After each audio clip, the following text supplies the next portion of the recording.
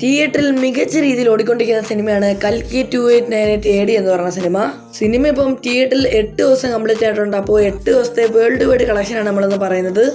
കൽക്കി 2898 AD എന്ന് പറഞ്ഞ സിനിമയുടെ 8 ദിവസത്തെ ഹിന്ദി കളക്ഷനായിട്ട് പറയുന്നത് 163 കോടിയാണ്. ഈ സിനിമയുടെ 8 ദിവസത്തെ ടോട്ടൽ ഇന്ത്യ കളക്ഷനായിട്ട് പറയുന്നത് 495 കോടിയാണ്.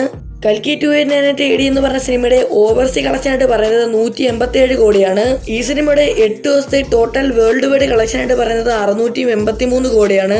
കൽക്കി എന്ന് പറഞ്ഞ സിനിമയുടെ വേൾഡ് വൈഡ് സ്ക്രീൻ കൗണ്ട് നോക്കുകയാണെങ്കിൽ 8000-ന് മുകളിലുണ്ട്. പിന്നെ ഈ സിനിമയുടെ ബഡ്ജറ്റ് ആയിട്ട് പറയുന്നത് വെച്ചാൽ 600 കോടിയാണ്. ഇപ്പൊ ഈ സിനിമ ബഡ്ജറ്റ് റീകവർ ചെയ്യാൻ തുടങ്ങിയിട്ടുണ്ട്. ഈ സിനിമയുടെ IMDb റേറ്റ് ആയിട്ട് പറയുന്നത് വെച്ചാൽ 8.3 ആണ്. ഈ സിനിമയിൽ അഭിനയിച്ചവരുടെ ലിസ്റ്റ് നോക്കുവാണെങ്കിൽ പ്രഭാസ് ഉണ്ട്, അമിതാഭ് ബച്ചൻ ഉണ്ട്, ദീപിക പദുകോൺ ഉണ്ട്, പിന്നെ വിജയ് ദേവരകൊണ്ട ഉണ്ട്, ദുൽഖർ സൽമാൻ ഉണ്ട്, പിന്നെ വില്ലൻ റോൾ കമൽഹാസൻ ഉണ്ട്. ഈ സിനിമയുടെ ഫസ്റ്റ് ഷോ കഴിഞ്ഞപ്പോൾ തന്നെ ഗംഭീരമായിട്ടുള്ള റെസ്പോൺസ് ആയിരുന്നു എവിടെ നിന്നും കരസ്ഥമാക്കാൻ സാധിച്ചത്. അതുകൊണ്ട് തന്നെ ഈ സിനിമ ഒരു കൂറ്റൻ കളക്ഷൻ നേടുമെന്ന് ഉറപ്പായിട്ടുണ്ട്.